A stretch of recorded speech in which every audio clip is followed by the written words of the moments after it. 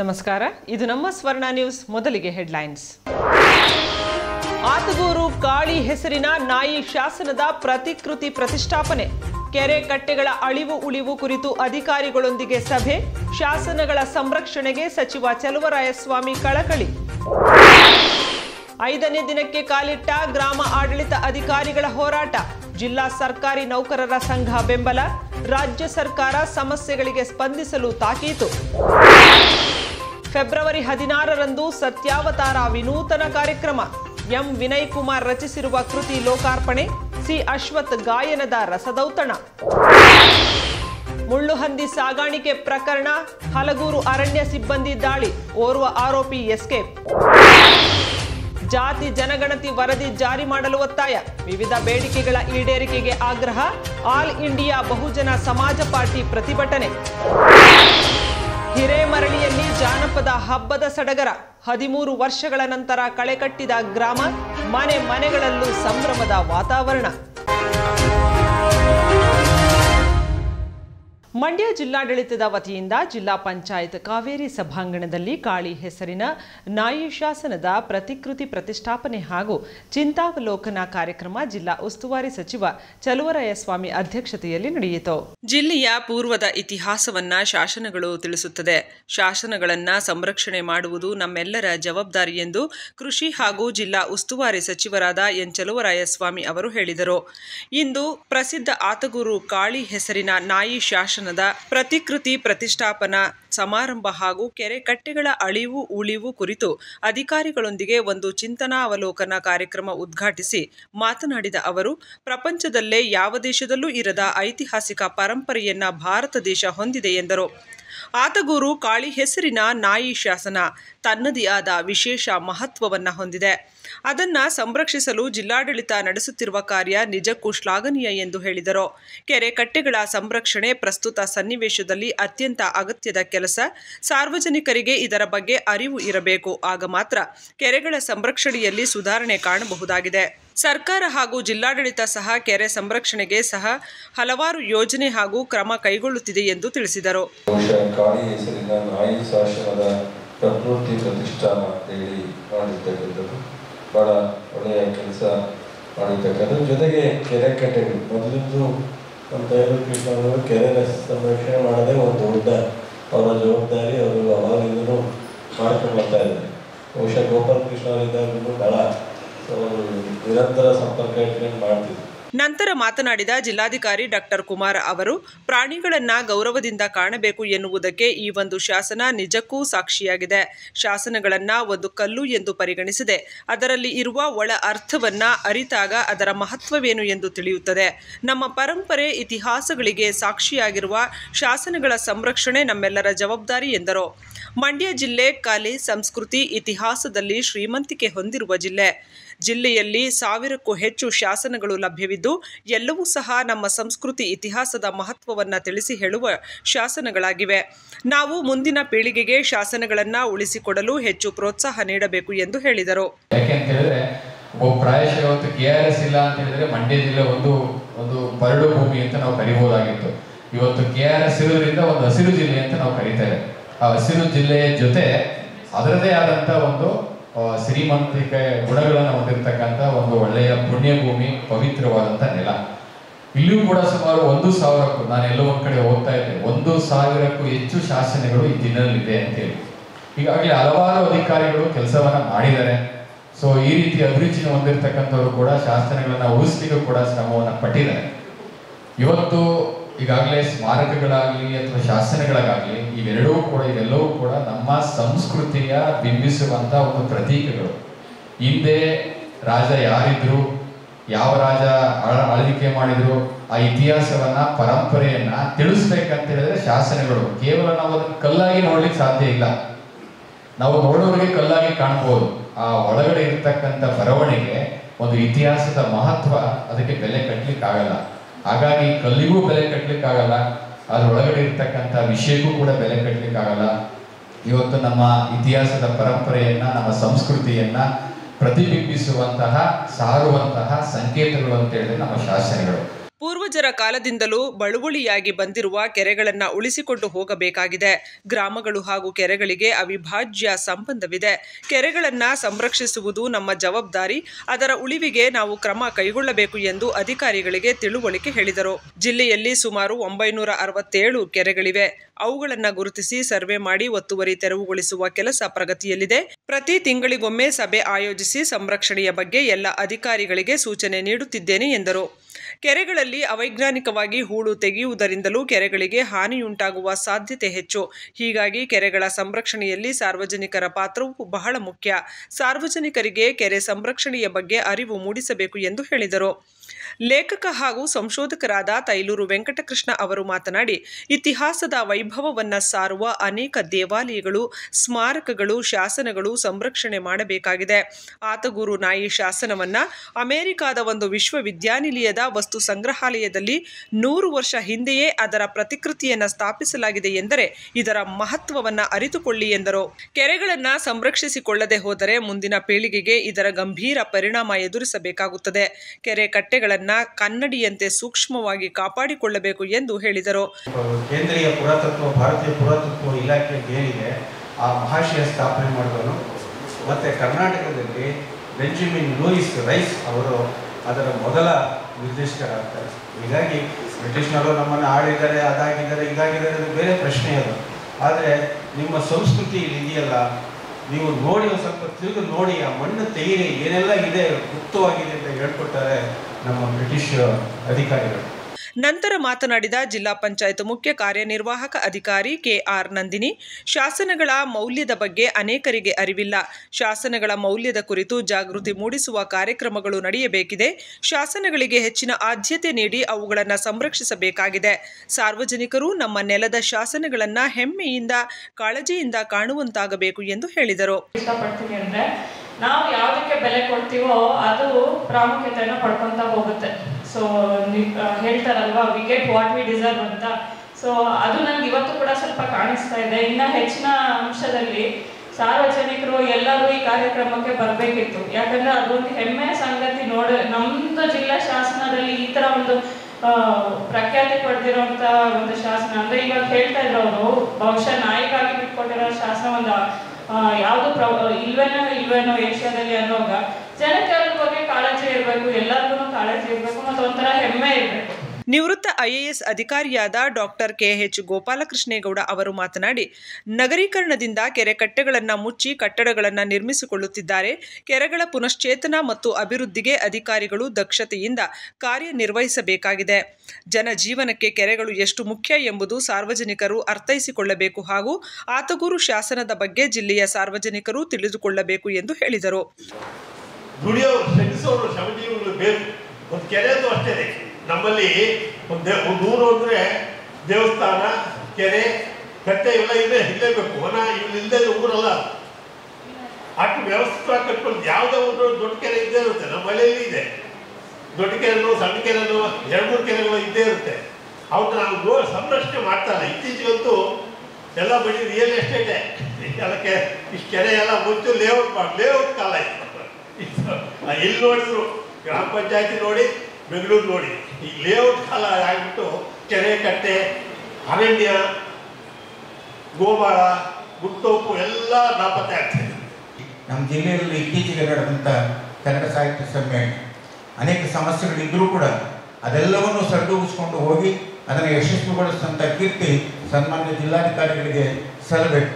ಬಹುಶಃ ಆ ಸಮ್ಮೇಳನ ಆಗೋದ್ರ ಕಾರಣದಿಂದಾಗಿ ಇವತ್ತೇನು ಆತಗೂರು ಶಾಸನ ಇಲ್ಲಿ ಸ್ಥಾಪನೆ ಆಗ್ತಾ ಇದೆಯೋ, ಜಿಲ್ಲಾಧಿಕಾರಿಗಳ ಪ್ರವೇಶ ದ್ವಾರದಲ್ಲಿ ಎಲ್ಲಿ ಇನ್ಸ್ಟಾಲ್ ಆಗ್ತಾ ಇದೆಯೋ ಅದಕ್ಕೆ ಕಾರಣಕರ್ತರಾದಂಥವರು, ಮತ್ತು ಅದನ್ನು ನಾವು ಮತ್ತೆ ಸಾರ್ವಜನಿಕವಾಗಿ ನೆನಪು ಮೂಡಿಸ್ಕೊಡೋದಕ್ಕೆ ಕಾರಣಕರ್ತರಾದಂಥವರು ಮಾನ್ಯ ಜಿಲ್ಲಾಧಿಕಾರಿಗಳು. ಅವ್ರಿಗೆ ಇಡೀ ಜಿಲ್ಲೆಯ ಜನತೆಯ ಪರವಾಗಿ ನಾನು ಪೂರ್ವಕವಾದಂಥ ಅಭಿನಂದನೆಯನ್ನು ಈ ಸಂದರ್ಭದಲ್ಲಿ ಸಲ್ಲಿಸುತ್ತೇನೆ. ಸಭೆಯಲ್ಲಿ ಇತಿಹಾಸ ಸಂಶೋಧಕರಾದ Mohammed Kaleem, C Mahadevu, doctor Meera Shivalingaiah, professor Jayaprakasha Gowda, Haravu Devegowda, Kannada ಮತ್ತು ಸಂಸ್ಕೃತಿ ಇಲಾಖೆಯ ಸಹಾಯಕ ನಿರ್ದೇಶಕ BV ನಂದೀಶ್ ಹಾಗೂ ಇನ್ನಿತರೆ ಅಧಿಕಾರಿಗಳು ಉಪಸ್ಥಿತರಿದ್ದರು. ಗ್ರಾಮ ಆಡಳಿತ ಅಧಿಕಾರಿಗಳ ಸಮಸ್ಯೆಗಳು ಮತ್ತು ಬೇಡಿಕೆಗಳನ್ನು ಈಡೇರಿಸಬೇಕೆಂದು ಒತ್ತಾಯಿಸಿ ಗ್ರಾಮ ಆಡಳಿತ ಅಧಿಕಾರಿಗಳ ಸಂಘದ ನೇತೃತ್ವದಲ್ಲಿ ಮಂಡ್ಯದಲ್ಲಿ ನಡೆಯುತ್ತಿರುವ ಮೌನಯುತ ಹೋರಾಟ 5ನೇ ದಿನಕ್ಕೆ ಕಾಲಿಟ್ಟಿದೆ. ಗ್ರಾಮ ಆಡಳಿತಾಧಿಕಾರಿಗಳ ಸಮಸ್ಯೆಗಳು ಮತ್ತು ನಾನಾ ಬೇಡಿಕೆಗಳನ್ನು ಈಡೇರಿಸುವಂತೆ ಒತ್ತಾಯಿಸಿ ಗ್ರಾಮ ಆಡಳಿತಾಧಿಕಾರಿಗಳ ಸಂಘದ ವತಿಯಿಂದ ಕಪ್ಪು ಬಟ್ಟೆ ಧರಿಸಿ ನಡೆಯುತ್ತಿರುವ ಹೋರಾಟ 5ನೇ ದಿನಕ್ಕೆ ಕಾಲಿಟ್ಟಿದೆ. ಮಂಡ್ಯ ತಾಲೂಕು ಕಚೇರಿ ಎದುರು ರಾಜ್ಯ ಸಂಘದ ಕಾರ್ಯಕಾರಿಣಿ ಸಭೆಯ ನಿರ್ಣಯದಂತೆ ಜಿಲ್ಲಾಧ್ಯಕ್ಷ ಕುಮಾರ್ ನೇತೃತ್ವದಲ್ಲಿ ಗ್ರಾಮ ಲೆಕ್ಕಾಧಿಕಾರಿಗಳು ಅನಿರ್ದಿಷ್ಟಾವಧಿ ಮುಷ್ಕರಕ್ಕೆ ಕಳೆದ 5 ದಿನಗಳಿಂದ ವಿವಿಧ ಸಂಘ ಸಂಸ್ಥೆಗಳು ಬೆಂಬಲ ಸೂಚಿಸುತ್ತಿದ್ದು, ಮಂಡ್ಯ ಜಿಲ್ಲಾ ಸರ್ಕಾರಿ ನೌಕರರ ಸಂಘದ ಅಧ್ಯಕ್ಷರಾದ ನಾಗೇಶ್ ಮತ್ತು ರಾಜ್ಯ ಸರ್ಕಾರಿ ನೌಕರರ ಸಂಘದ ಹಿರಿಯ ಉಪಾಧ್ಯಕ್ಷರಾದ ಶಂಭುಗೌಡ ಅವರು ಬೆಂಬಲ ಸೂಚಿಸಿದರು. ಗ್ರಾಮ ಆಡಳಿತಾಧಿಕಾರಿಗಳ ಸಂಘದ ಜಿಲ್ಲಾಧ್ಯಕ್ಷ ಕುಮಾರ್ ಮಾತನಾಡಿ, ಗ್ರಾಮ ಆಡಳಿತಾಧಿಕಾರಿಗಳ 2ನೇ ಹಂತದ ಅನಿರ್ದಿಷ್ಟಾವಧಿ ಪ್ರತಿಭಟನೆ ಕಳೆದ 5 ದಿನಗಳಿಂದ ಮಾಡುತ್ತಿದ್ದರೂ ರಾಜ್ಯ ಸರ್ಕಾರ ಇತ್ತ ಗಮನ ಹರಿಸದೆ ಕಡೆಗಣಿಸಿದ್ದಾರೆ. ಈ ಕೂಡಲೇ ರಾಜ್ಯ ಸರ್ಕಾರ ಗ್ರಾಮ ಆಡಳಿತಾಧಿಕಾರಿಗಳ ಸಮಸ್ಯೆಗಳು ಮತ್ತು ಬೇಡಿಕೆಗಳನ್ನು ಈಡೇರಿಸಬೇಕು ಅಂತ ಒತ್ತಾಯಿಸಿದರು. ದಿನದ ಮುಷ್ಕರವನ್ನು ಮಾಡ್ತಾ ಇದ್ದೀವಿ. ನಮ್ಮ ಗ್ರಾಮ ಆಡಳಿತಾಧಿಕಾರಿಗಳ ಸಂಘದ ಮೂಲ ಸೌಕರ್ಯಗಳ ಬಗ್ಗೆ ಹಾಗೂ ನಮ್ಮ ಗ್ರಾಮೀಣ ಮಟ್ಟದ ಜನರಿಗೆ ತಳ ಹಂತದಲ್ಲಿ ನಾವು ಕೆಲಸ ನಿರ್ವಹಿಸಿರುವಂಥ ಅಧಿಕಾರಿಗಳಿಗೆ 5ನೇ ದಿನವಾದರೂ ಇಂದಿನವರೆಗೂ ಸರ್ಕಾರ ನಮ್ಮ ಬಗ್ಗೆ ಗಮನನೇ ಹರಿಸಿಲ್ಲ. ಹಾಗಾಗಿ ನಮ್ಮ ಗ್ರಾಮ ಆಡಳಿತ ಅಧಿಕಾರಿಗಳಿಗೆ ಆಗ್ತಿರುವಂತಹ ಅನ್ಯಾಯ ಈ ಬಗ್ಗೆ ನಮ್ಮ ಸರ್ಕಾರ ತಕ್ಷಣ ಎಚ್ಚೆತ್ತುಕೊಂಡು ನಮ್ಮ ಹಲವಾರು ಬೇಡಿಕೆಗಳನ್ನ ಈಡೇರಿಸಬೇಕಂತ ಈ ಮೂಲಕ ತಮ್ಮಲ್ಲಿ ಸರ್ಕಾರದ ಗಮನಕ್ಕೆ ತರಕ್ಕೆ ಬಯಸ್ತೇನೆ. ಈ ಸಂದರ್ಭದಲ್ಲಿ ನಾಗೇಶ್, ಶಂಭುಗೌಡ, ಪ್ರತಿಭಟನೆಯಲ್ಲಿ ಗ್ರಾಮ ಆಡಳಿತಾಧಿಕಾರಿಗಳ ಸಂಘದ ಜಿಲ್ಲಾಧ್ಯಕ್ಷ ಕುಮಾರ್, ಸಿದ್ದಪ್ಪ, ಮಧುರಾಣಿ, ಚರಣ್, ಇಂದ್ರಾಣಿ ಸೇರಿದಂತೆ ಅನೇಕರು ಪಾಲ್ಗೊಂಡಿದ್ದರು. ಫೆಬ್ರವರಿ 16ರ ಭಾನುವಾರ ಸಂಜೆ 5 ಗಂಟೆಗೆ ಸತ್ಯ ಅವತಾರ ಡಾಕ್ಟರ್ ಸಿ ಅಶ್ವಥ್ ಸ್ವರ ಸಂಚಾರ ವಿನೂತನ ಕಾರ್ಯಕ್ರಮ ಮಂಡ್ಯದ ಅಂಬೇಡ್ಕರ್ ಭವನದಲ್ಲಿ ನಡೆಯಲಿದೆ ಎಂದು ಎಲ್ಲರೊಳಗೊಂದಾಗು ಮಂಕುತಿಮ್ಮ ಟ್ರಸ್ಟ್ನ ಅಧ್ಯಕ್ಷರಾದ ಎಂ ವಿನಯ್ ಕುಮಾರ್ ತಿಳಿಸಿದರು. ಸುದ್ದಿಗಾರರೊಂದಿಗೆ ಮಾತನಾಡಿದ ಮಂಕುತಿಮ್ಮ ಟ್ರಸ್ಟ್ನ ಅಧ್ಯಕ್ಷರಾದ ಎಂ ವಿನಯ್ ಕುಮಾರ್ ಅವರು, ಸಾಂಸ್ಕೃತಿಕ ಮಾದರಿಗಳು ಪಲ್ಲಡ ಕುಳಿತಿರುವ ಈ ಸಂದರ್ಭದಲ್ಲಿ ನಮ್ಮ ಆಲೋಚನಾ ಕ್ರಮ ಮತ್ತು ಚಿಂತನೆಗಳು ವಿಭಿನ್ನ ಮಾರ್ಗ ಹಿಡಿದಿದ್ದಾವೆ. ಜ್ಞಾನ ಮಾರ್ಗಗಳು ಡಿಜಿಟಲ್ ಮಾಧ್ಯಮಗಳಲ್ಲಿ ರೂಪಾಂತರಗೊಂಡು ಹರಿದು ಬರುತ್ತಿರುವ ಕಾಲಘಟ್ಟದಲ್ಲಿ ಕನ್ನಡ ನಾಡನ್ನು ವೈಚಾರಿಕವಾಗಿ ಪ್ರಭಾವಿಸಿದ ಸಾಹಿತ್ಯ ಮತ್ತು ಸಂಗೀತ ಲೋಕದ ದಿಗ್ಗಜರನ್ನು ಸ್ಮರಿಸುವ ಸಲುವಾಗಿ ಈ ವಿಶಿಷ್ಟ ಕಾರ್ಯಕ್ರಮವನ್ನು ರೂಪಿಸಿದ್ದೇವೆ ಅಂತ ಹೇಳಿದರು. ಬೆಂಗಳೂರಿನ ಪರಮಪದ ಗಾಯಕರ ಸಹಯೋಗದಲ್ಲಿ ಅಂಬೇಡ್ಕರ್ ಭವನದಲ್ಲಿ ಇದೇ 16ರ ಭಾನುವಾರ ಮಂಡ್ಯದ ಎಲ್ಲ ಸಾಂಸ್ಕೃತಿಕ ಮತ್ತು ಜನಪರ ಸಂಘ ಸಂಸ್ಥೆಗಳ ಜೊತೆ ಸತ್ಯಾವತಾರ ಸ್ವರಸಂಚಾರ ಕಾರ್ಯಕ್ರಮದಲ್ಲಿ ಸಂಗೀತ ಕಚೇರಿಯಷ್ಟೇ ಇರಲಿದ್ದು ಭಾಷಣ ವೇದಿಕೆ ಕಾರ್ಯಕ್ರಮ ಇರುವುದಿಲ್ಲ.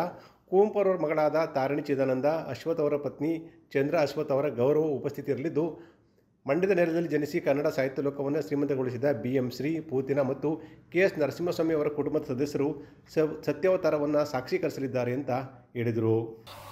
ಒಬ್ಬ ಪ್ರಗತಿಪರ ಚಿಂತಕನಾಗಿ ಒಂದಷ್ಟು ಆಲೋಚನೆ ಮಾಡೋ ತಂದೆಯಾಗಿ ನನ್ನ 2ನೇ ಮಗಳ 1ನೇ ವರ್ಷದ ದಿನವನ್ನು ಯಾವ ಥರ ಮಾಡ್ಬೋದು, ಹುಟ್ಟಿದ ದಿನವನ್ನು ಅಂತ ಭಾಳ ದೀರ್ಘವಾಗಿ ಯೋಚನೆ ಮಾಡ್ತಿರ್ಬೇಕಾದ್ರೆ ನನಗನ್ನಿಸ್ತು ಒಂದು ಸಣ್ಣ ಬದಲಾವಣೆಯನ್ನು ನಾನು ಯಾವಾಗಲೂ ಅಪೇಕ್ಷಿಸ್ತೀನಿ.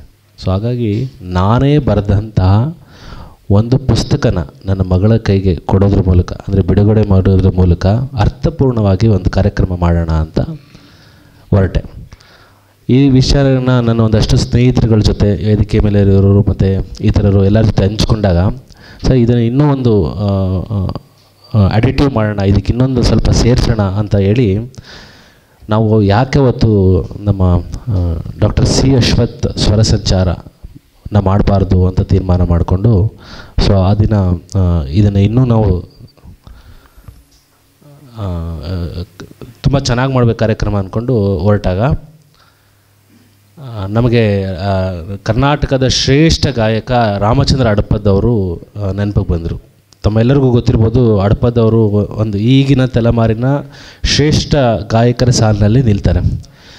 ಅವ್ರ ತಂಡನ ನಾವು ಮೀಟ್ ಮಾಡಿ ಹಾಗೆ ಏನು ಮಾಡ್ಬೋದು ಅಂತ ವಿಚಾರ ಮಾಡಿಕೊಂಡು ನಮ್ಮ ನೆಲದ ಒಂದಷ್ಟು ಸಾಹಿತಿಗಳ ಹಾಡುಗಳನ್ನ, ಭಾವಗೀತೆಗಳನ್ನ ನಾವು ಕಾರ್ಯಕ್ರಮವನ್ನು ಮಾಡೋಣ ಅಂತ ಸತ್ಯಾವತಾರ ಕಾರ್ಯಕ್ರಮ ಮಾಡೋಕ್ಕೆ ಹೊರಟ್ವಿ. ಆ ದಿನ ರಾಷ್ಟ್ರಕವಿ ವಿಶ್ವಮಾನವ ಕುವೆಂಪುರವರ ಒಂದಷ್ಟು ಹಾಡುಗಳು, ನಮ್ಮ ಮಂಡ್ಯದ ನೆಲದ ಕವಿಗಳಾದ ಪೂತಿನ, KSN, BM ಶ್ರೀ, ಹಾಗೆ ದಾಸಶ್ರೇಷ್ಠರು, ಬಸವಣ್ಣನವರು, ಸಂತ ಶಿಶುನಾಳ ಶರೀಫರು, ಈಗ ಎಲ್ಲರ ಹಾಡುಗಳನ್ನ 1-2 ಅವರ್ 3 ಅವರ್ ಕೂತ್ಕೊಂಡು ನಾವೆಲ್ಲ ಒಟ್ಟಿಗೆ ಕೇಳೋಣ. ಒಂದು ಹುಟ್ಟಿದ ದಿನವನ್ನು ಈ ಥರನೂ ಸಾರ್ವತ್ರಿಕವಾಗಿ ನಾವು ಆಚರಿಸ್ಬೋದು ಅಂತ ಹೇಳೋಕ್ಕೆ ನಾವೆಲ್ಲ ಹೊರಟಿದ್ದೀವಿ. ನಾನು ಈ ವಿಚಾರನ ಒಂದಷ್ಟು ಕರ್ನಾಟಕದ ಶ್ರೇಷ್ಠ ಸಾಹಿತಿಗಳ ಜೊತೆ ಹಂಚ್ಕೊಂಡೆ. ಉದಾಹರಣೆ ನಾಕ್ತಿಹಳ್ಳಿ ಚಂದ್ರಶೇಖರ್ ಆಗಿರ್ಬೋದು, ಅವರೆಲ್ಲ ಭಾಳ ಸಂತೋಷಪಟ್ಟರೆ ಭಾಳ ಚೆನ್ನಾಗಿದೆ, ಒಳ್ಳೆಯ ಕಾನ್ಸೆಪ್ಟ್. ಯಾಕಂದರೆ ಮಂಡ್ಯದ ಒಂದಷ್ಟು ಈ ನೆಲದ ಮೂಲನೇ ಒಂದು ಸಾಂಸ್ಕೃತಿಕ ಮತ್ತು ಜಾನಪದ ಗೀತೆ ಗಾಯನ ಹೋರಾಟ ಎಲ್ಲನೂ ಇದೆ. ಸೊ ಹಾಗಾಗಿ ಈ ನೆಲದಲ್ಲಿ ಈ ಥರ ಒಂದು ಬದಲಾವಣೆಯ ಒಂದು ಕಾರ್ಯಕ್ರಮಗಳ ಅವಶ್ಯಕತೆ ಅಂತ ನನಗೆ ಭಾಳ ಸಪೋರ್ಟ್ ಮಾಡಿದ್ರು. ಆ ದಿನ ನಮಗೆ ಭಾಳ ಹೆಮ್ಮೆ ಆಗ್ತದೆ. ಯಾಕಂದರೆ ಆ ದಿನ ಯಾವುದೇ ಅಬ್ಬರದ ವೇದಿಕೆಯ ಭಾಷಣಗಳಿರಲ್ಲ, ಕೇವಲ ಒಂದಷ್ಟು ಹಾಡುಗಳನ್ನ ಎಲ್ಲರೂ ಒಟ್ಟಿಗೆ ಕೂತು ಕೇಳೋದು. ಈ ವಿಶೇಷ ಕಾರ್ಯಕ್ರಮದಲ್ಲಿ Nagathihalli Chandrashekar, Nagabharana, Nagendra Prasad, Nagashekar, doctor C Basavalingaiah, Srinivas G Kappanna, ಸಾಹಿತಿ BR ಲಕ್ಷ್ಮಣರಾವ್, ಬಿ ಚಂದೇಗೌಡ ಸೇರಿದಂತೆ ಅನೇಕ ಗಣ್ಯರು ಪಾಲ್ಗೊಳ್ಳಲಿದ್ದಾರೆ ಅಂತ ಅವರು ತಿಳಿಸಿದರು. ಸೊ ಈ ಕಾರ್ಯಕ್ರಮಕ್ಕೆ ನಮಗೆ ನಿಜವಾಗ್ಲೂ ಹೆಮ್ಮೆ ಆಗ್ತದೆ. ಆ ದಿನ ನಮ್ಮ ವಿಶ್ವಮಾನವ ಕುವೆಂಪುರವರ ಮಗಳಾದಂತಹ ತಾರಿಣಿ ಅಮ್ಮನವರು ಬರ್ತಾರೆ. ನಮಗದೇ ಭಾಳ ಸಂತೋಷ. ಆಮೇಲೆ ಸಿ ಅಶ್ವಥ್ ಅವರ ಮಡದಿ ಚಂದ್ರಮ್ಮನವ್ರು ಬರ್ತಾರೆ. ನಾಗತಿಹಳ್ಳಿ ಚಂದ್ರಶೇಖರ್ ಅವರು, ನಾಗಾಭರಣ, ನಾಗೇಂದ್ರ ಪ್ರಸಾದ್, ನಾಗಶೇಖರು, BR ಲಕ್ಷ್ಮಣರಾವ್, ಬಸವಲಿಂಗಯ್ಯ, ಕಪ್ಪಣ್ಣ, ಚಂದ್ರೇಗೌಡರು, ಮತ್ತು ಭಾಳ ವಿಶೇಷವಾಗಿ ಆ ದಿನ BM ಶ್ರೀ ಪೂತಿನ ಮತ್ತು KSN ಅವರ ಮೊಮ್ಮಕ್ಕಳುಗಳೆಲ್ಲ ಬರ್ತಾರೆ. ಅಂದರೆ ನೀವು ಒಟ್ಟಾರೆ ನೋಡ್ಬೋದು, ಎಲ್ಲ ಸಾಹಿತ್ಯ ವರ್ಗದವರೆಲ್ಲರೂ ಒಂದೆಡೆ ಸೇರ್ತಾರೆ. ಜೊತೆಗೆ ನಮ್ಮ ಮಂಡ್ಯದ ಎಲ್ಲ ಪ್ರಗತಿಪರ ಸಂಘಟನೆಗಳು, ಎಲ್ಲ ಸಂಘ ಸಂಸ್ಥೆಗಳು, ಮತ್ತು ನಮ್ಮ DC ಸಾಹೇಬರು, ಮತ್ತು ನಮ್ಮ ಜಿಲ್ಲಾ ವರಿಷ್ಠಾಧಿಕಾರಿಗಳು, ನಮ್ಮ JP ಸರ್, ನಮ್ಮ CO ನಂದಿನಿ ಮೇಡಮು, ಆಮೇಲೆ ಮಂಡ್ಯದ ನ್ಯಾಯಾಧೀಶರುಗಳು, ವೈದ್ಯರುಗಳು, ಜೊತೆಗೆ ಸಾಮಾನ್ಯರು, ಆಸಕ್ತರು. ನಾನು ತುಂಬ ಸಲ ಹೇಳ್ತೀನಿ, ಆಹ್ವಾನಿತರೆಲ್ಲರೂ ಮಹನೀಯರೇ ಅಂತ. ಆ ಸಭೆಯಲ್ಲಿ ಎಲ್ಲರೂ ಸಮಮನಸ್ಕರಿರ್ತೀವಿ. ಆ ದಿನ ಎಲ್ಲರೂ ಸೇರಿ ಈ ಕಾರ್ಯಕ್ರಮವನ್ನು ಒಂದು ಅರ್ಥಪೂರ್ಣ ಕಾರ್ಯಕ್ರಮವನ್ನಾಗಿಸಿ ಈ ಕಾರ್ಯಕ್ರಮದಿಂದ ಒಂದಷ್ಟು ಸಣ್ಣ ಬದಲಾವಣೆಯ ಹೆಜ್ಜೆಗಳನ್ನ ನಾವು ಕಾಣೋಣ ಅಂತ ನಾನು ಬಯಸ್ತೀನಿ. ಇದೇ ಸಂದರ್ಭದಲ್ಲಿ ನಾನೇ ರಚಿಸಿರುವ ನಾವು ಮೂರ್ಖ ಮಾನವರಲ್ಲವೇ ಹೊಸ ಪುಸ್ತಕವನ್ನು ಲೋಕಾರ್ಪಣೆ ಮಾಡುತ್ತಿದ್ದು, ನನ್ನ ಮಗಳ ಮೊದಲ ವರ್ಷದ ಜನ್ಮದಿನಕ್ಕೆ ಈ ಕೊಡುಗೆಯನ್ನು ನೀಡುತ್ತಿದ್ದೇನೆ ಅಂತ ಅವರು ತಿಳಿಸಿದರು. ಸರ್, ಈಗ ನಮಗೆ ಒಂದಷ್ಟು ಫೋನ್ಸು ಅದ್ರ ಬರ್ತಾರೆ, ಮಾಹಿತಿ ಪ್ರಕಾರ 1-2 ಜನ ಹತ್ರ ಬರ್ತಾರೆ. ಆದರೆ ಸೀಮಿತ ಆಸನಗಳು ಲಭ್ಯ ಇರೋದ್ರ ಕಾರಣ ಅಂಬೇಡ್ಕರ್ ಭವನ್ ಒಳಗಡೆ ಕೆಳಗಡೆ ಒಂದು 540 ಸೀಟ್ ಇದೆ, ಬಾಲ್ಕನಿಲಿ ಒಂದು 350 ಸೀಟ್ ಇದೆ. ಅಡಿಷನ್ ಟು ದಟ್ಟು ನಾವು ಕೆಳಗಡೆ ಇನ್ನೊಂದು 150 ಸೀಟ್ ಹಾಕಿ ಮೇಲೊಂದು ಸ್ವಲ್ಪ ಹಾಕಿ 1000 ಫುಲ್ ಫ್ಲೆಟ್ ಒಳಗೆ ಮಾಡ್ತಾಯಿದ್ದೀವಿ. ಸೊ ನಾವು ಸಾರ್ವಜನಿಕ ಕರೆದ್ರಿಂದ ತುಂಬ ಜನ ಬರೋ ಕಾರಣ ಹೊರಗಡೆ LED ಹಾಕಿ ಅಲ್ಲೊಂದು 500 ಸೀಟು ನಾವು ಹಾಕ್ತೀವಿ. ಅಲ್ಲೂ ತುಂಬ ದೊಡ್ಡ LED ಹಾಕ್ತೀವಿ. ಚಿಕ್ಕದು ಏನೋ ನಾಮಕಾವಸ್ಥೆ LED ಏನು ಹಾಕ್ತಾಯಿಲ್ಲ. 8ಕ್ಕೆ 18 LED ಹಾಕಿ ಅಲ್ಲಿಗೂ ಕರೆಕ್ಟಾಗಿರೋ ಸೌಂಡ್ ಸಿಸ್ಟಮ್ಸ್ ಮಾಡಿ, ಸೊ ಎಲ್ಲರಿಗೂ ಆ ಒಂದು ಗಳಿಗೆನ ಎಲ್ಲರೂ ಕಣ್ತುಂಬಿಕೊಳ್ಳೋಕ್ಕೆ ನಾವು ಪ್ರಯತ್ನ ಪಡ್ತಾಯಿದ್ದೀವಿ. ಗೋಷ್ಠಿಯಲ್ಲಿ ಕ್ಲಬ್ನ ಕೃಷ್ಣಪ್ಪ, ಮುಖ್ಯಸ್ಥರಾದ ಅರವಿಂದ್ ಪ್ರಭು, ಪುಷ್ಪಲತಾ ಉಪಸ್ಥಿತರಿದ್ದರು. ಮಾಂಸಕ್ಕಾಗಿ ಮುಳ್ಳು ಹಂದಿಯನ್ನ ಕೊಂದು ಸಾಗಿಸುತ್ತಿದ್ದ ವ್ಯಕ್ತಿಗಳನ್ನ ಮಾಲು ಸಮೇತ ಬಂಧಿಸುವಲ್ಲಿ ಹಲಗೂರು ಕಾವೇರಿ ವನ್ಯಜೀವಿಧಾಮದ ಅರಣ್ಯ ಸಿಬ್ಬಂದಿ ಯಶಸ್ವಿಯಾಗಿದ್ದಾರೆ.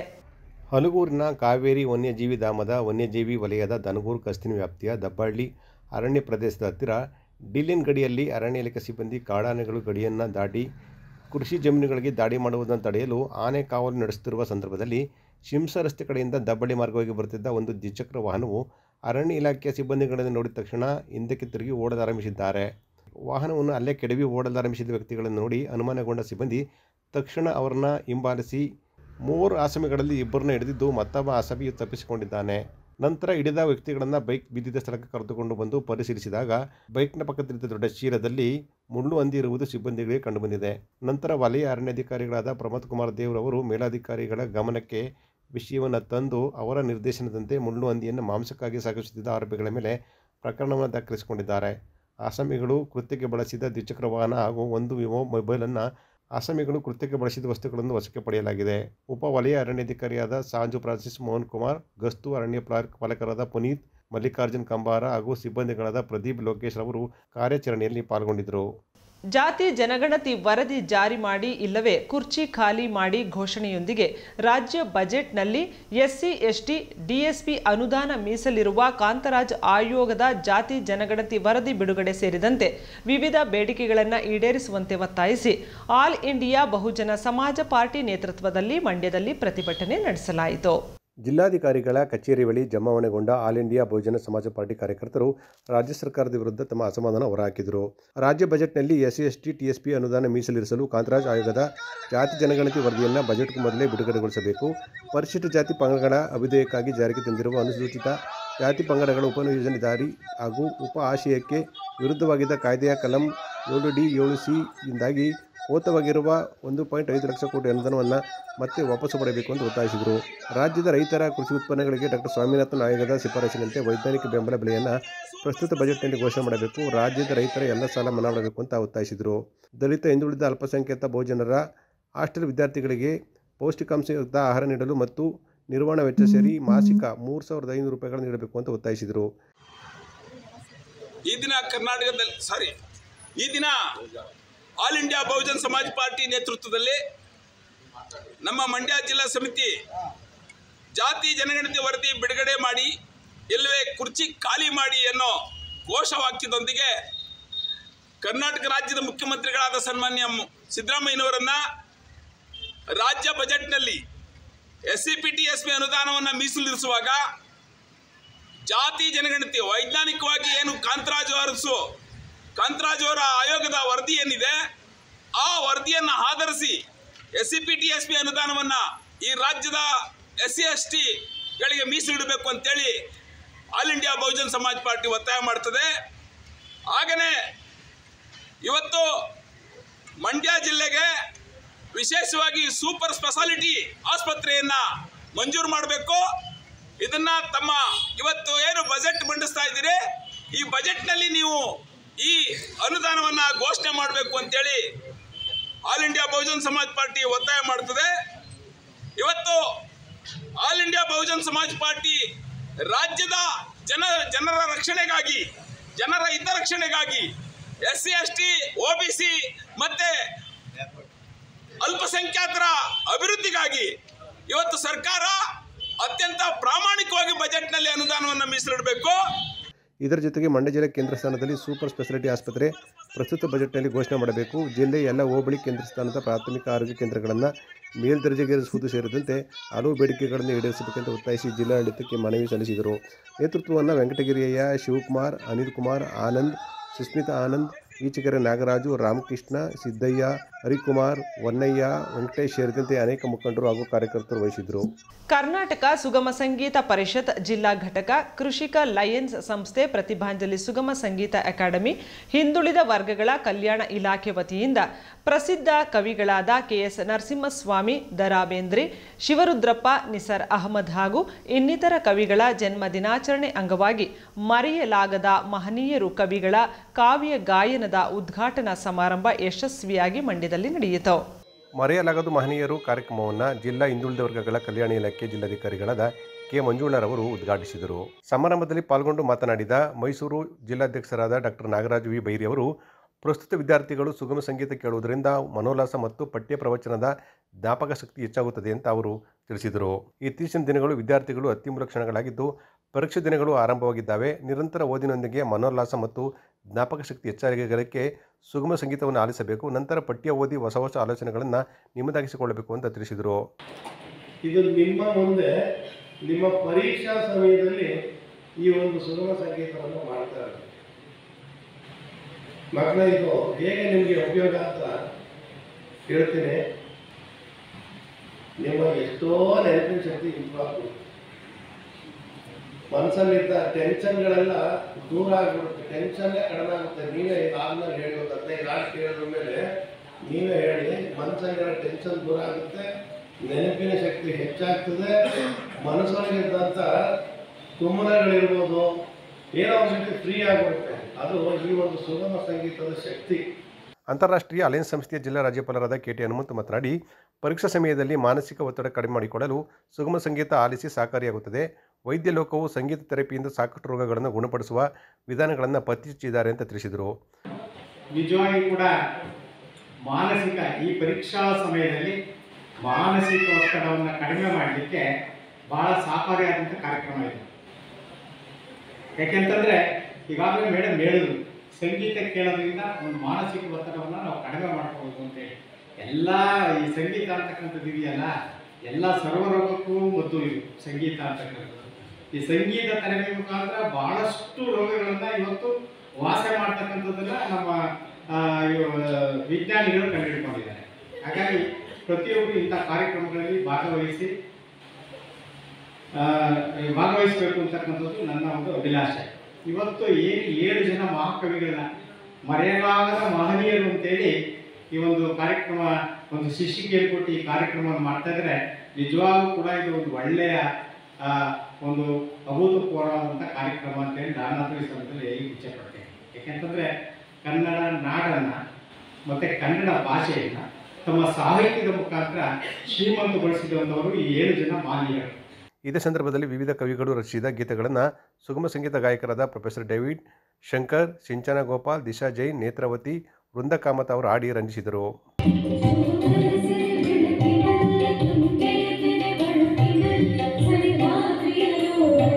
ವೇದಿಕೆಯಲ್ಲಿ ಹಿರಿಯ ಪತ್ರಕರ್ತರಾದ ನವೀನ್ ಚಿಕ್ಕಮಂಡ್ಯ, ಹಿಂದುಳಿದ ವರ್ಗಗಳ ಇಲಾಖೆಯ ಅಧಿಕಾರಿ ಮಂಜುನಾಥ್ ನಾಯ್ಡು, ಮೆಟ್ರಿಕ್ ನಂತರದ ಮೇಲ್ವಿಚಾರಕರಾದ ರವಿ, ಕೃಷಿಕ ಅಲಯನ್ಸ್ ಸಂಸ್ಥೆ ಅಧ್ಯಕ್ಷರಾದ ಮಂಜುನಾಥ್, ಸಂಪುಟ ಕಾರ್ಯದರ್ಶಿ ಕೆಎಸ್ ಚಂದ್ರಶೇಖರ್, ಖಜಾಂಚಿ, ರಕ್ಷಿತರಾ ಸೇರಿದಂತೆ ಅನೇಕರು ಪಾಲ್ಗೊಂಡಿದ್ದರು. ಬೆಂಗಳೂರಿನಲ್ಲಿ ನಮ್ಮ ಮೆಟ್ರೋ ಬೆಲೆ ಏರಿಕೆ ಕ್ರಮವನ್ನು ಖಂಡಿಸಿ ನಗರದ ಜೆಡಿಎಸ್ ಅಧ್ಯಕ್ಷರಾದ ರಮೇಶ್ ಗೌಡ ನೇತೃತ್ವದಲ್ಲಿ ಪ್ರತಿಭಟನೆ ನಡೆಸಿ ಆಕ್ರೋಶವನ್ನು ವ್ಯಕ್ತಪಡಿಸಲಾಯಿತು. ನಮ್ಮ ಮೆಟ್ರೋ ರೈಲು ಪ್ರಯಾಣ ದರವನ್ನು ಏಕಾಏಕಿ ದುಪ್ಪಟ್ಟರಷ್ಟು ಏರಿಕೆ ಮಾಡಿರುವ ಕ್ರಮವನ್ನು ಖಂಡಿಸಿ ಬಿಎಂಆರ್ಸಿಎಲ್ ವಿರುದ್ಧ ಬೆಂಗಳೂರು ಮಹಾನಗರ ಜನತಾದಳ ಪಕ್ಷದ ಅಧ್ಯಕ್ಷರಾದ ಮಾಜಿ ಶಾಸಕ ಎಚ್.ಎಂ. ರಮೇಶ್ ಗೌಡ ನೇತೃತ್ವದಲ್ಲಿ ಉಗ್ರ ಪ್ರತಿಭಟನೆ ನಡೆಸಲಾಯಿತು. ನಿರಂತರ ಬೆಲೆ ಏರಿಕೆಯಿಂದ ಜನ ತತ್ತರಿಸುತ್ತಿದ್ದು, ಕೂಡಲೇ ರಾಜ್ಯ ಸರ್ಕಾರ ಏರಿಕೆ ಮಾಡಿರುವ ಮೆಟ್ರೋ ರೈಲು ಪ್ರಯಾಣ ದರವನ್ನು ಕಡಿಮೆ ಮಾಡಬೇಕು ಅಂತ ಒತ್ತಾಯ ಮಾಡಲಾಯಿತು. ಶಾಂತಿನಗರದಲ್ಲಿರುವ ಬಿಎಂಆರ್ಸಿಎಲ್ ಕಚೇರಿಯಲ್ಲಿ ಅಧಿಕಾರಿಗಳಿಗೆ ಮೊದಲು ಮನವಿ ಸಲ್ಲಿಸಲಾಗಿತ್ತು. ಈ ಸಂದರ್ಭದಲ್ಲಿ ಮಾತನಾಡಿದ ರಮೇಶ್ ಗೌಡ, ನಗರದಲ್ಲಿ ಮೂಲಸೌಕರ್ಯಗಳ ಕೊರತೆ ಎದ್ದು ಕಾಣುತ್ತಿದೆ. ಎಲ್ಲ ಕಾಮಗಾರಿಗಳು ಆಮೆ ವೇಗದಲ್ಲಿ ನಡೆಯುತ್ತಿದ್ದಾವೆ. ಕಳೆದ 2 ವರ್ಷಗಳಿಂದ ನಗರದಲ್ಲಿ ರಸ್ತೆ ಗುಂಡಿ ಮುಚ್ಚಲು ಆಗಿಲ್ಲ. ಸರ್ಕಾರದಲ್ಲಿ ಹಣ ಇಲ್ಲ. ಮೆಟ್ರೋ ಪ್ರಯಾಣದ ಏರಿಕೆ ಸಾಧುವಲ್ಲ ಅಂತ ಆಕ್ರೋಶ ವ್ಯಕ್ತಪಡಿಸಿದರು. ರಾಜ್ಯ ಸರ್ಕಾರ ಕೂಡಲೇ ಏರಿಕೆ ಮಾಡಿರುವ ದರವನ್ನು ಹಿಂಪಡೆಯಬೇಕು. ಈ ಹಿಂದೆ ಚೆನ್ನೈನಲ್ಲಿ ಇದ್ದ ರೀತಿ ದರ ಏರಿಕೆ ಮಾಡಿದ್ದರು. ಜನಾಕ್ರೋಶದ ಬೆನ್ನಲ್ಲೇ ಕಡಿಮೆ ಮಾಡಿದ್ದರು. ರಾಜ್ಯ ಸರ್ಕಾರ ಕೂಡ ಕಡಿಮೆ ಮಾಡಬೇಕು ಅಂತ ಒತ್ತಾಯಿಸಿದರು. ಈ ಸಂದರ್ಭದಲ್ಲಿ ಅನೇಕ ಪಕ್ಷದ ಮುಖಂಡರು ಮತ್ತು ಕಾರ್ಯಕರ್ತರು ಪಾಲ್ಗೊಂಡಿದ್ದರು. ಕೆಆರ್ಪೇಟೆ ತಾಲೂಕಿನ ಶ್ರೀ ಕ್ಷೇತ್ರ ಗವಿಮಠದ ಸ್ವತಂತ್ರ ಸಿದ್ಧಲಿಂಗೇಶ್ವರ ಬ್ರಹ್ಮ ರಥೋತ್ಸವ ಹಾಗೂ ದನಗಳ ಜಾತ್ರೆ ಅದ್ದೂರಿ ಹಾಗೂ ಯಶಸ್ವಿಯಾಗಿ ನಡೆಯಿತು. ಕೇರ್ಪೇಟೆ ತಾಲೂಕಿನ ಶರಣರ ಶ್ರದ್ಧಾಭಕ್ತಿ ಕೇಂದ್ರವಾದ ಕಾಪನಹಳ್ಳಿ ಗವಿಮಠದ ಪವಾಡ ಪುರುಷ ಶ್ರೀ ಸ್ವತಂತ್ರ ಸಿದ್ಧಲಿಂಗೇಶ್ವರ ಸ್ವಾಮಿಯವರ ಮಹಾರಥೋತ್ಸವ ಹಾಗೂ ದನಗಳ ಜಾತ್ರೆಯು ವಿಜೃಂಭಣೆಯಿಂದ ನಡೆಯಿತು. ಕಾಪನಹಳ್ಳಿ ಗ್ರಾಮದ ಆದಿದೇವತೆ ಶ್ರೀ ಮಡಿಲಮ್ಮ ದೇವಿಯ ಉತ್ಸವ ಮೂರ್ತಿಯು ಕ್ಷೇತ್ರಕ್ಕೆ ಆಗಮಿಸಿದ ನಂತರ ಮಡಿಲಮ್ಮ ದೇವಿ ಸಮ್ಮುಖದಲ್ಲಿ ಸ್ವತಂತ್ರ ಸಿದ್ಧಲಿಂಗೇಶ್ವರ ಸ್ವಾಮಿಯವರ ಮಹಾರಥೋತ್ಸವಕ್ಕೆ ಶಾಸಕ ಎಚ್.ಟಿ. ಮಂಜು ಚಾಲನೆ ನೀಡಿದರು. ಬೆಂಗಳೂರಿನ ಕೆಂಗೇರಿಯ ಬಂಡೆಮಠದ ಸಚ್ಚಿದಾನಂದ ಮಹಾಸ್ವಾಮೀಜಿ ಹಾಗೂ ಕಾಪನಹಳ್ಳಿ ಗವಿಮಠದ ಪೀಠಾಧಿಪತಿಗಳಾದ ಸ್ವತಂತ್ರ ಚನ್ನವೀರ ಸ್ವಾಮೀಜಿ, ತಹಶೀಲ್ದಾರ್ ಡಾಕ್ಟರ್ ಅಶೋಕ್, ಸಮಾಜ ಸೇವಕ ಮಲ್ಲಿಕಾರ್ಜುನ್ ಹಾಗೂ ವಿಠಲಪುರ ಗ್ರಾಮ ಪಂಚಾಯತಿ ಅಧ್ಯಕ್ಷರಾದ ಕುಮಾರ್ ಮತ್ತಿತರ ಗಣ್ಯರು ಸಾಂಪ್ರದಾಯಿಕ ಪೂಜೆ ಸಲ್ಲಿಸಿ ರಥೋತ್ಸವಕ್ಕೆ ಚಾಲನೆ ನೀಡಿದರು. ಈ ಬಾರಿ ದನಗಳ ಜಾತ್ರೆ ನಡೆದಿದ್ದು ವಿಶೇಷವಾಗಿತ್ತು. ಜಾತ್ರೆಯಲ್ಲಿ ದನಗಳನ್ನು ಕಟ್ಟಿದ್ದ ರಾಸುಗಳ ಮಾಲೀಕರಿಗೆ ಗಣ್ಯರು ಬಹುಮಾನ ವಿತರಿಸಿದರು. ಇನ್ನು ಮುಂದೆ ಪ್ರತಿ ವರ್ಷ ಜಾತ್ರೆ ನಡೆಯುವ ವಾರದ ಮುಂಚೆ ದನಗಳ ಜಾತ್ರೆಯನ್ನು ಅಚ್ಚುಕಟ್ಟಾಗಿ ನಡೆಸಿಕೊಡ್ತೇವೆ ಅಂತ ಭಕ್ತರು ತಿಳಿಸಿದರು. ಎಲ್ಲ ಸಮುದಾಯದ ಜನರು ಜಾತಿ ಮತ ಭೇದ ಅಲ್ಲದೆ ಈ ಒಂದು ಸ್ವತಂತ್ರ ಸಿದ್ಧಲಿಂಗೇಶ್ವರ ಸ್ವಾಮಿಗೆ ಬಹಳ ಭಕ್ತಿಪೂರ್ವಕವಾಗಿ ನಡ್ಕೊತಾರೆ. ಅದೇ ಒಂದು ವಿಶೇಷ. ಯಾವುದೇ ಕಾರಣಕ್ಕೂ ಈ ಸ್ವಾಮಿ ನಾವು ಆ ಜನಾಂಗ ಈ ಜನಾಂಗ ಅಂತ ಯಾವುದೂ ಕೂಡ ಭೇದ ಮಾಡಿಲ್ಲ. ಹಾಗೆಯೇ ನಮ್ಮ ವಿಟ್ಲಾಪುರದಿಂದ ಮಡುವಿನಮ್ಮ ತಾಯಿ ಹಿಂದೆ ನಮ್ಮ ಚಂದ್ರಶೇಖರ್ ಸ್ವಾಮಿಗಳು ಹೇಳ್ತಾ ಇದ್ರು, ನಮ್ಮ ಸ್ವತಂತ್ರ ಸಿದ್ಧಲಿಂಗೇಶ್ವರರಿಗೆ ಮಡುವಿನಮ್ಮ ತಂಗಿ ಸಮಾನ. ಆ ತಂಗಿ ಸಮಾನ ಅವಳು ಬಂದು ಈ ಒಂದು ಕ್ಷೇತ್ರದಲ್ಲಿ ಒಂದು ಅದ್ದೂರಿಯಾಗಿ ಮೆರವಣಿಗೆ ಸಹಿತ ಬಂದು ಅವಳು ಎಲ್ಲ ಪ್ರದಕ್ಷಿಣೆ ಮಾಡಿ ನಮ್ಮ ಸ್ವಾಮೀಜಿಗಳಿಂದ ಮಡಲಕ್ಕಿ ಮತ್ತು ಎಲ್ಲವನ್ನು ಸ್ವೀಕರಿಸಿ ನಂತರ ಅವಳ ಸ್ಥಾನದಲ್ಲಿ ಕೂತ್ಕೊತಾಳೆ ನಮ್ಮ ಮಡುವಿನಮ್ಮ ವಿಠಲಾಪುರದ ಮಹಾತಾಯಿ. ಅವಳು ಬಂದ ನಂತರ ಈ ರಥಕ್ಕೆ ಚಾಲನೆ ಆಗ್ತದೆ. ಪ್ರತಿಯೊಬ್ಬ 9 ಹಳ್ಳಿಗಳು ಜೊತೆಗೆ ಎಲ್ಲ ತಾಲೂಕಿನ ಭಕ್ತಾದಿಗಳು ಎಲ್ಲರೂ ಸೇರಿ ಹೆಚ್ಚಿನ ರೀತಿಯಲ್ಲಿ ಇವತ್ತು ನಡೆದಿದೆ ರಥೋತ್ಸವ. ಎಲ್ಲರೂ ಸಹಕಾರ ಬೇಕು. ಎಲ್ಲರೂ ರಥೋತ್ಸವದಲ್ಲಿ ಭಾಗವಹಿಸಿದ ಶಾಸಕ ಮಂಜು ಮಾತನಾಡಿ, ತಾಲೂಕಿನ ಬೂಕನಕೆರೆ ಹೋಬಳಿಯ ಕಾಪನಹಳ್ಳಿ ಗವಿಮಠದ ಸ್ವತಂತ್ರ ಸಿದ್ಧಲಿಂಗೇಶ್ವರರು ನಾಡಿನ ಮಾಜಿ ಮುಖ್ಯಮಂತ್ರಿ ಬಿ.ಎಸ್. ಯಡಿಯೂರಪ್ಪ ಅವರ ಮನೆದೇವರಾಗಿದ್ದರು. ಕಾಪನಹಳ್ಳಿ ಗವಿಮಠದ ಸ್ವತಂತ್ರ ಸಿದ್ಧಲಿಂಗೇಶ್ವರರು ಕ್ಷೇತ್ರವು ನಾಡಿನ ಮಾಜಿ ಮುಖ್ಯಮಂತ್ರಿ ಯಡಿಯೂರಪ್ಪ ಅವರ ಮನೆದೇವರಾಗಿದ್ದು, ಕ್ಷೇತ್ರದ ಅಭಿವೃದ್ಧಿಗೆ ಅವರು ಮುಖ್ಯಮಂತ್ರಿಯಾಗಿದ್ದ ವೇಳೆ ಸಾಕಷ್ಟು ಅನುದಾನ ನೀಡಿದ್ದಾರೆ ಅಂತ ಸ್ಮರಿಸಿಕೊಂಡರು. ಆರ್ಟಿಒ ಅಧ್ಯಕ್ಷರಾದ ಮಲ್ಲಿಕಾರ್ಜುನ್ ಮಾತನಾಡಿ, ತಾಲೂಕಿನ ಮೊದಲ ಸಾಹಿತಿಗಳು ಆಗಿರುವ ಪವಾಡ ಪುರುಷ ಸ್ವತಂತ್ರ ಸಿದ್ಧಲಿಂಗೇಶ್ವರರು ತಮ್ಮ ವಚನಗಳ ಮೂಲಕ ಸಾಮಾಜಿಕ ಸಂದೇಶ ನೀಡಿದ್ದಾರೆ ಅಂತ ಹೇಳಿದರು. ಎಲ್ಲರೂ ಕೂಡ ಸಹಕಾರ ಮಾಡಿ ಹಣ ಸಹಾಯ ಸೇವೆ ಮತ್ತು 85 ಅಡಿ ಎತ್ತರದಲ್ಲಿ ಧ್ವಜಕಂಬವನ್ನು ಕೂಡ ಈ ವರ್ಷ ವಿಶೇಷವಾಗಿ ನಿರ್ಮಾಣ ಮಾಡಿದ್ದಾರೆ. ನಮ್ಮ ಸುತ್ತಮುತ್ತ ಗ್ರಾಮಸ್ಥ ಯುವಕರು ಅವರೇ ಸ್ವತಃ ಸ್ವಯಂ ಪ್ರೇರೆಯಾಗಿ ನಿಂತು ನಮ್ಮ ಮಠಕ್ಕೆ ಒಂದು ಬಾವುಟ ಹಾರಿಸ್ಬೇಕಂದಾಗ ನನಗೂ ಒಂದು ಸಂತೋಷ ಅಂತ. ನಮ್ಮ ಹಿಂದೂ ಧರ್ಮದ ಬಾವುಟ ನಮ್ಮ ಒಂದು ಮಠದಲ್ಲಿ ಆಗ್ತದಂದ್ರೆ ಒಂದು ಒಳ್ಳೆಯ ಶೋಧಿತ, ಅದು ಮುಂದಿನ ದಿನಗಳಲ್ಲಿ ಏಳಿಗೆ ಅಂತಲೇ ನಾನು ಭಾವಿಸ್ತಾ ಇದ್ದೀನಿ. ಆ ಯುವಕರಿಗೆ ಮತ್ತು ನಮ್ಮ ಗ್ರಾಮಸ್ಥರಿಗೆ ಇನ್ನೂ ಹೆಚ್ಚು ರೀತಿಯಲ್ಲಿ ಆಯುಷ್ ಆರೋಗ್ಯವನ್ನು ಕೊಟ್ಟು ಕಾಪಾಡಲಿ ಭಗವಂತ, ಹೆಚ್ಚು ರೀತಿಯಲ್ಲಿ ಇದೇ ರೀತಿ ಮುಂದುವರಿಲಿ ಅಂತೇಳಿ ಎಲ್ಲರಿಗೂ ಶುಭ ಉಂಟು ಮಾಡಲಿ ಸಿದ್ಧಲಿಂಗೇಶ್ವರ. ಕಾರ್ಯಕ್ರಮದಲ್ಲಿ ಸುಜೇಂದ್ರ ಕುಮಾರ್, ವಿ.ಡಿ. ಹರೀಶ್, ದೊಡ್ಡಪ್ಪ ಶೆಟ್ಟಿ, ಪರಮೇಶ್, ಲೋಕೇಶ್, ಚೊಕ್ಕನಹಳ್ಳಿ ಅಪ್ಪಾಜಿ ಹಾಗೂ ಇನ್ನಿತರರಿದ್ದರು. ಪಾಂಡವಪುರ ತಾಲೂಕಿನ ಹಿರೇಮರಳಿ ಗ್ರಾಮದಲ್ಲಿ 13 ವರ್ಷಗಳ ನಂತರ ನಡೆಯುತ್ತಿರುವ ದೇವಿರಮ್ಮ ಮತ್ತು ಲಕ್ಷ್ಮೀದೇವಿ ಹಬ್ಬಕ್ಕೆ ತನ್ನದೇ ಆದ ಇತಿಹಾಸ ಹಾಗೂ ಹಿನ್ನೆಲೆ ಇದೆ. ಭ್ರಾತೃತ್ವ ಹಾಗೂ ಜಾನಪದ ಸೊಗಡಿನ ಹಬ್ಬಕ್ಕೆ ಮಹತ್ವ ಬಂದಿದೆ. ಪಾಂಡವಪುರ ತಾಲೂಕಿನ ಹಿರೇಮರಳ್ಳಿಯಲ್ಲಿ 13 ವರ್ಷಗಳ ನಂತರ ನಡೆಯುವ ಅದ್ದೂರಿ ಹಬ್ಬಕ್ಕೆ ಅದ್ದೂರಿ ಸದ್ಧತೆ ಮತ್ತು ಪ್ರಬುದ್ಧತೆ ಕಂಡುಬರುತ್ತಿದೆ. ಜಾನಪದ ಹಬ್ಬಗಳು ಗ್ರಾಮಸ್ಥರಿಗೆ ಹೊಸ ಚೈತನ್ಯ ಸ್ಫೂರ್ತಿ ನೀಡುತ್ತಿದ್ದವು. ಊರಿನ ಮನೆಗಳು ಸ್ವಚ್ಛವಾಗಿರುತ್ತಿದ್ದವು. ಮರೆತು ಹೋಗಿರುವ ನೆಂಟರುಗಳ ಸಂಬಂಧ ಗಟ್ಟಿಯಾಗಿದ್ದವು. ಅಂಥ ಹಬ್ಬಗಳು ಕಣ್ಮರೆಯಾಗುತ್ತಿದ್ದವು. ಈಗ ಅಂಥದ್ದೇ ಹಬ್ಬ ಇಲ್ಲಿ ಮರುಕಳಿಸಿದೆ. 3 ದಿನಗಳಲ್ಲಿ ನಡೆಯುವ ಈ ಹಬ್ಬ ಊರಿನ ಜನರಲ್ಲಿ ಉಲ್ಲಾಸವನ್ನು ಉಂಟು ಮಾಡಿದೆ. ಎಲ್ಲರೂ ಒಟ್ಟಾಗಿ ಹಾಡು ಕುಣಿದು ಆಚರಿಸುವ ಈ ಹಬ್ಬಕ್ಕೆ ತನ್ನದೇ ಆದ ವಿಶಿಷ್ಟ ಇದೆ. ಅಧಿಕಾರ ವಿಕೇಂದ್ರೀಕರಣದಿಂದಾಗಿ ಮಾನವೀಯ ಸಂಬಂಧಗಳನ್ನೇ ಮರೆತು ಪೈಪೋಟಿಗಿಡಿದು ಮನಸ್ಸಿನ ನೆಮ್ಮದಿಯನ್ನು ಇಲ್ಲಿನ ಜನ ಕಂಡುಕೊಳ್ಳುತ್ತಿದ್ದಾರೆ. ವ್ಯಾಪಾರಿಯನ್ನು ಲಕ್ಷ್ಮೀದೇವಿ ಗುಡಿಯಿಂದ ನಮ್ಮ ರಂಗಮಂಟಪಕ್ಕೆ ತಂದು ಮಡಗಿದ್ದೇವೆ. ಅಲ್ಲಿಂದ ನೇರವಾಗಿ ದೇವಿರಮ್ಮ ಗುಡಿಗೆ ತಲುಪಿ ಅಲ್ಲಿಂದ ನೇರ ಪೂಜೆ ಮುಖಾಂತರ ಮೆರವಣಿಗೆ ಮುಖಾಂತರ ನಮ್ಮ ಲಕ್ಷ್ಮೀದೇವಿ ಗುಡಿ ತಲುಪಿ ನಾಳೆ ಸಂಜೆಗೆ ಉತ್ತಕ್ಕೆ ಗ್ರಾಮದಲ್ಲಿ ಲಕ್ಷ್ಮೀದೇವಿ ಗುಡಿ ಉತ್ತಕ್ಕೆ ಏರಿಸಲಾಗುತ್ತದೆ.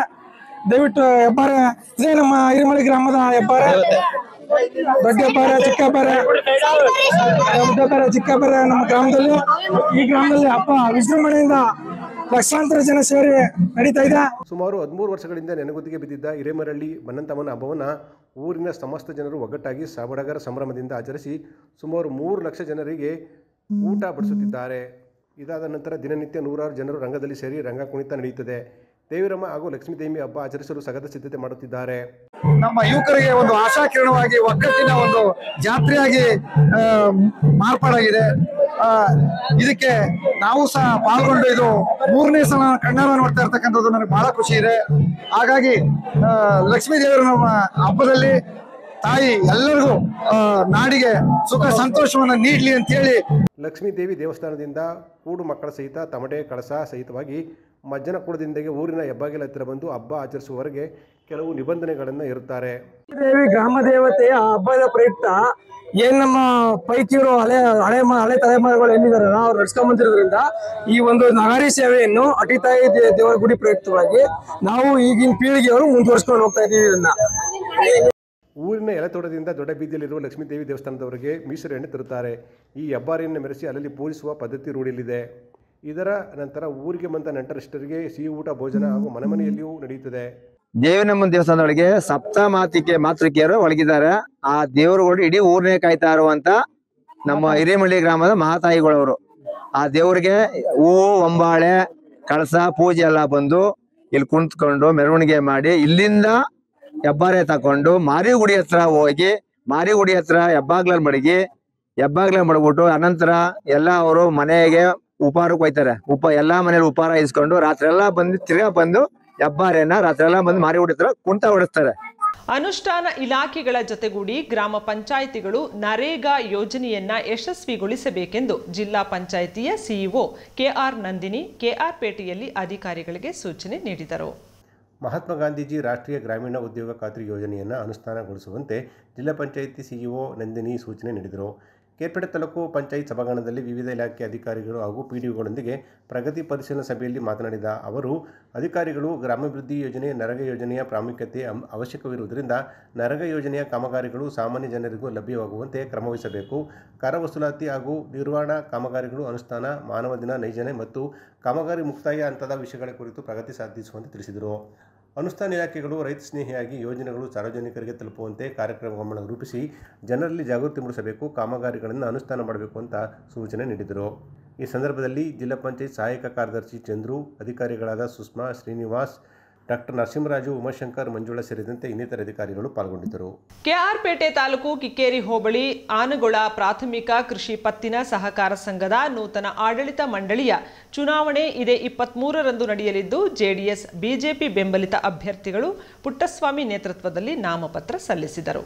ಕೇರ್ಪೇಟೆ ತಾಲೂಕು ಕಿಕ್ಕೇರಿ ಹೋಬಳಿ ಆನಗೊಳ ಪ್ರಾಥಮಿಕ ಕೃಷಿ ಪತ್ತಿನ ಸಹಕಾರ ಸಂಘದ ನೂತನ ಆಡಳಿತ ಮಂಡಳಿಯ ಚುನಾವಣೆಯು ಇದೇ ತಿಂಗಳ 23ರಂದು ನಡೆಯುವ ಹಿನ್ನೆಲೆಯಲ್ಲಿ ಜೆಡಿಎಸ್ ಬಿಜೆಪಿ ಬೆಂಬಲಿತ ಅಭ್ಯರ್ಥಿಗಳು ರಾಜ್ಯ ಸಹಕಾರ ಮಾರಾಟ ಮಹಾಮಂಡಳ ನಿರ್ದೇಶಕ ಚೋಳನಹಳ್ಳಿ ಪುಟ್ಟಸ್ವಾಮಿಗೌಡ ನೇತೃತ್ವದಲ್ಲಿ ಚುನಾವಣಾಧಿಕಾರಿ ಭರತ್ಕುಮಾರ್ ಅವರಿಗೆ ನಾಮಪತ್ರ ಸಲ್ಲಿಸಿದರು. ಸಾಲಗಾರರಲ್ಲದ ಸಾಮಾನ್ಯ ಕ್ಷೇತ್ರದಿಂದ ಬಿಎಂ ಕಿರಣ್ ಅವರು ನಾಮಪತ್ರ ಸಲ್ಲಿಸಿದರೆ, ಸಾಲಗಾರರ ಕ್ಷೇತ್ರದಿಂದ ಐಕನಹಳ್ಳಿ ಉದಯಶಂಕರ್, ಅಂಚೆಬೇರಿನಹಳ್ಳಿ ನಂಜುಂಡೇಗೌಡ, ಚಿಕ್ಕತಾರನಹಳ್ಳಿ ಮಧು, ಬೋಳಮಾರನಹಳ್ಳಿ ಲಿಂಗರಾಜು, ಆನಗೊಳ ಗಣೇಶ್, ದೊಡ್ಡತಾರಹಳ್ಳಿ ಮಂಜುನಾಥ್, ಜನರಲ್ ಮಹಿಳಾ ಕ್ಷೇತ್ರದಿಂದ ಅಂಕನಹಳ್ಳಿ ರತ್ನಮ್ಮ, ರವಿ, ಬಿಸಿಎಂ ಕೆ ಕಡೆ ಎಮ್ಮೆಗೆ ತಿಮ್ಮೇಗೌಡ, ತುಳಸಿ ಜವರಯ್ಯ, ಚೋಳಮಾರನಹಳ್ಳಿ ರಾಜು ಸೇರಿದಂತೆ ಇನ್ನಿತರರು ಉಮೇದುವಾರಿಕೆ ಸಲ್ಲಿಸಿದರು.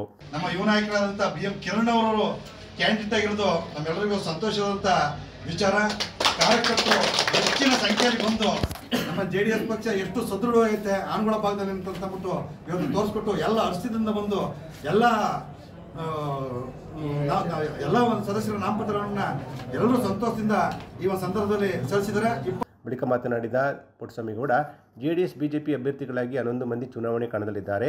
ರೈತ ನಾಯಕ, ಕೇಂದ್ರ ಸರ್ಕಾರದಲ್ಲಿ ಪ್ರಭಾವಿ ಸಚಿವರಾಗಿ ಸೇವೆ ಸಲ್ಲಿಸುತ್ತಿರುವ ಮಾಜಿ ಮುಖ್ಯಮಂತ್ರಿ ಎಚ್ ಡಿ ಕುಮಾರಸ್ವಾಮಿ, ಯಡಿಯೂರಪ್ಪ ಅವರ ಕೈ ಬಲಪಡಿಸಬೇಕಾದರೆ ಸೊಸೈಟಿಯಲ್ಲಿ ಮೈತ್ರಿ ಅಭ್ಯರ್ಥಿಗಳನ್ನು ಗೆಲ್ಲಿಸುವಂತೆ ಅವರು ಮನವಿ ಮಾಡಿದರು.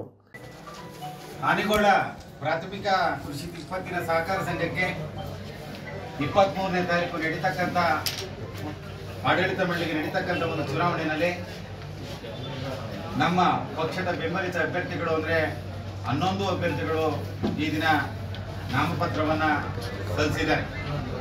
ಈ ಸಂದರ್ಭದಲ್ಲಿ ಹೋಬಳಿ ಅಧ್ಯಕ್ಷರು ಸೇರಿದಾಗೆ ಎಲ್ಲ ಮುಖಂಡರುಗಳು ಈ ಸಂದರ್ಭದಲ್ಲಿ ಹಾಜರಿದ್ದು ಶುಭ ಕೋರಿದ್ದಾರೆ. ತಮಗೆ ತಿಳಿಸ್ತಕ್ಕಂಥದ್ದು ಇಷ್ಟೇ, ಕಳೆದ ಒಂದು ಚುನಾವಣೆಯಲ್ಲಿ ಕೇವಲ ಒಂದು ಸಾಲಗಾರಲ್ಲದ ಕ್ಷೇತ್ರದಲ್ಲಿ ನಾವು ಕೇವಲ 6 ಮತಗಳ ಅಂತರದಿಂದ ಪರಾಭವವನ್ನು ಹೊಂದಿದ್ದು. ಈ ಬಾರಿ 11 ಕ್ಷೇತ್ರಗಳಲ್ಲೂ ನಮ್ಮ ಪಕ್ಷದ ಬೆಂಬಲಿತ ಅಭ್ಯರ್ಥಿಗಳು ಜಯಭೇರಿಯಾಗತಕ್ಕಂಥದ್ರಲ್ಲಿ ಯಾವುದೇ ರೀತಿಯಲ್ಲಿ ಸಂಶಯ ಇಲ್ಲ. ಏಕೆಂದರೆ ಕುಮಾರಸ್ವಾಮಿಯವರು ಇದ್ದಂಥ ಅವಧಿನಲ್ಲಿ ಸಾಲ ಮನ್ನಾ ಕಾರ್ಯಕ್ರಮಗಳು ಸೇರಿದಂತೆ ಹಲವಾರು ಕಾರ್ಯಕ್ರಮಗಳನ್ನು ರೈತರಿಗೆ ನೀಡಿರತಕ್ಕಂಥ ಒಂದು ಸಲುವಾಗಿ ಅದರ ಜೊತೆಗೆ ನಮ್ಮ ಆನಗೊಳ ಸೊಸೈಟಿ ವ್ಯಾಪ್ತಿನಲ್ಲಿ ಪಕ್ಷ ಸದೃಢವಾಗಿದೆ. ಹಾಗಾಗಿ ಈ ಒಂದು ಚುನಾವಣೆಯಲ್ಲಿ ಶಾಸಕರ ಸಹಕಾರದಿಂದ ಈ ಭಾಗದ ಎಲ್ಲ ಮುಖಂಡರ ಒಂದು ಸಹಕಾರದಿಂದ ನಮ್ಮ ಅಭ್ಯರ್ಥಿಗಳು ಜಯಗಳಿಸ್ತಾರೆ ಎಂತಕ್ಕಂಥ ವಿಶ್ವಾಸವನ್ನು ತಮ್ಮ ಮುಖಾಂತರ ತಿಳಿಸಲಿಕ್ಕೆ ಬಯಸ್ತಾರೆ. ಈ ಸಂದರ್ಭದಲ್ಲಿ ಮಂಜುನಾಥ್, ಮಂಜೇಗೌಡ, ಮಲ್ಲೇಶ್, ಕೃಷ್ಣೇಗೌಡ ಸೇರಿದಂತೆ ಅನೇಕರು ಪಾಲ್ಗೊಂಡಿದ್ದರು. ಆಸ್ತಿ ತೆರಿಗೆ ಪಾವತಿಸುವುದು ಜವಾಬ್ದಾರಿಯುತ ನಾಗರಿಕನ ಕರ್ತವ್ಯವಾಗಿದ್ದು ಸಾರ್ವಜನಿಕರಿಗೆ ಇದರ ಬಗ್ಗೆ ಜಾಗೃತಿ ಮೂಡಿಸುವ ಕೆಲಸಗಳು ಆಗಬೇಕು ಎಂದು ಜಿಲ್ಲಾಧಿಕಾರಿ ಡಾಕ್ಟರ್ ಕುಮಾರ ಸೂಚನೆ ನೀಡಿದರು. ಆಸ್ತಿ ತೆರಿಗೆ ಪಾವತಿಸುವುದು ಜವಾಬ್ದಾರಿಯುತ ನಾಗರಿಕರ ಕರ್ತವ್ಯವಾಗಿದ್ದು ಸಾರ್ವಜನಿಕರಿಗೆ ಇದರ ಬಗ್ಗೆ ಜಾಗೃತಿ ಮೂಡಿಸುವ ಕೆಲಸಗಳು ಆಗಬೇಕಾಗಿದೆ ಅಂತ ಜಿಲ್ಲಾಧಿಕಾರಿ ಡಾಕ್ಟರ್ ಕುಮಾರ್ ತಿಳಿಸಿದರು. ಜಿಲ್ಲಾಧಿಕಾರಿಗಳ ಕಚೇರಿ ಸಭಾಂಗಣದಲ್ಲಿ ನಡೆದ ರೆವಿನ್ಯೂ ಬಡಾವಣೆಗಳಲ್ಲಿನ ಆಸ್ತಿಗಳನ್ನು ನೋಂದಾಯಿಸುವ ಹೊಸ ಸುತ್ತೋಲೆ ಮಾರ್ಗದರ್ಶನಗಳಂತೆ ನೋಂದಣಿ ಮಾಡುವ ಬಗ್ಗೆ ನಡೆದ ಸಭೆಯಲ್ಲಿ ಪಾಲ್ಗೊಂಡು ಮಾತನಾಡಿದ ಅವರು, ಆಸ್ತಿ ತೆರಿಗೆ ಕಟ್ಟುತ್ತಿರುವವರ ಸಂಖ್ಯೆ ಜಿಲ್ಲೆಯಲ್ಲಿ ಕಡಿಮೆ ಇದ್ದು ಸಾರ್ವಜನಿಕರಿಗೆ ಆಸ್ತಿ ತೆರಿಗೆ ಪಾವತಿ ನಿಗದಿತವಾಗಿ ಮಾಡಿದರೆ ಮಾತ್ರ ಅಧಿಕಾರಿಗಳನ್ನು ಪ್ರಶ್ನಿಸಲು ಸಾಧ್ಯವಾಗುತ್ತದೆ. ಸ್ಥಳೀಯ ಸಂಸ್ಥೆ ಅಧಿಕಾರಿಗಳು ಆಸ್ತಿ ತೆರಿಗೆ ಪಾವತಿ ಕುರಿತು ಜಾಗೃತಿ, ವಸೂಲಾತಿ ಹಾಗೂ ಪ್ರಚಾರ ಕಾರ್ಯಕ್ರಮಗಳನ್ನು ಹೆಚ್ಚು ಮಾಡಬೇಕು ಅಂತ ಸಲಹೆ ನೀಡಿದರು. ಸಭೆಯಲ್ಲಿ ನಗರಾಭಿವೃದ್ಧಿ ಕೋಶಾಧಿಕಾರಿ ಮಾಯಣ್ಣ, ನಗರಸಭೆ ಪೌರಾಯುಕ್ತರಾದ ಪಂಪಶ್ರೀ, ಜಲಮಂಡಳಿ ಇಇ ಮೇಘ ಮತ್ತು ಇನ್ನಿತರ ಅಧಿಕಾರಿಗಳು ಪಾಲ್ಗೊಂಡಿದ್ದರು. ಕೊನೆಯಲ್ಲಿ ಮತ್ತೊಮ್ಮೆ ಹೆಡ್ಲೈನ್ಸ್. ಆತಗೂರು ಕಾಳಿ ಹೆಸರಿನ ನಾಯಿ ಶಾಸನದ ಪ್ರತಿಕೃತಿ ಪ್ರತಿಷ್ಠಾಪನೆ. ಕೆರೆ ಕಟ್ಟೆಗಳ ಅಳಿವು ಉಳಿವು ಕುರಿತು ಅಧಿಕಾರಿಗಳೊಂದಿಗೆ ಸಭೆ. ಶಾಸನಗಳ ಸಂರಕ್ಷಣೆಗೆ ಸಚಿವ ಚಲುವರಾಯಸ್ವಾಮಿ ಕಳಕಳಿ. 5ನೇ ದಿನಕ್ಕೆ ಕಾಲಿಟ್ಟ ಗ್ರಾಮ ಆಡಳಿತ ಅಧಿಕಾರಿಗಳ ಹೋರಾಟ. ಜಿಲ್ಲಾ ಸರ್ಕಾರಿ ನೌಕರರ ಸಂಘ ಬೆಂಬಲ. ರಾಜ್ಯ ಸರ್ಕಾರ ಸಮಸ್ಯೆಗಳಿಗೆ ಸ್ಪಂದಿಸಲು ತಾಕೀತು. ಫೆಬ್ರವರಿ 16ರಂದು ಸತ್ಯಾವತಾರ ವಿನೂತನ ಕಾರ್ಯಕ್ರಮ. ಎಂ ವಿನಯ್ ಕುಮಾರ್ ರಚಿಸಿರುವ ಕೃತಿ ಲೋಕಾರ್ಪಣೆ. ಸಿ ಅಶ್ವಥ್ ಗಾಯನದ ರಸದೌತಣ. ಮುಳ್ಳುಹಂದಿ ಸಾಗಾಣಿಕೆ ಪ್ರಕರಣ. ಹಲಗೂರು ಅರಣ್ಯ ಸಿಬ್ಬಂದಿ ದಾಳಿ. ಓರ್ವ ಆರೋಪಿ ಎಸ್ಕೇಪ್. ಜಾತಿ ಜನಗಣತಿ ವರದಿ ಜಾರಿ ಮಾಡಲು ಒತ್ತಾಯ. ವಿವಿಧ ಬೇಡಿಕೆಗಳ ಈಡೇರಿಕೆಗೆ ಆಗ್ರಹ. ಆಲ್ ಇಂಡಿಯಾ ಬಹುಜನ ಸಮಾಜ ಪಾರ್ಟಿ ಪ್ರತಿಭಟನೆ. ಹಿರೇಮರಳಿಯಲ್ಲಿ ಜಾನಪದ ಹಬ್ಬದ ಸಡಗರ 13 ವರ್ಷಗಳ ನಂತರ ಕಳೆಕಟ್ಟಿದ ಗ್ರಾಮ, ಮನೆ ಮನೆಗಳಲ್ಲೂ ಸಂಭ್ರಮದ ವಾತಾವರಣ. ಇದಿಷ್ಟು ಇವತ್ತಿನ ಸುದ್ದಿಗಳು. ಇದು ನಮ್ಮ ಸ್ವರ್ಣ ನ್ಯೂಸ್. ಬಾಂಧವ್ಯಗಳ ಬೆಸುಗೆ ನಮಸ್ಕಾರ.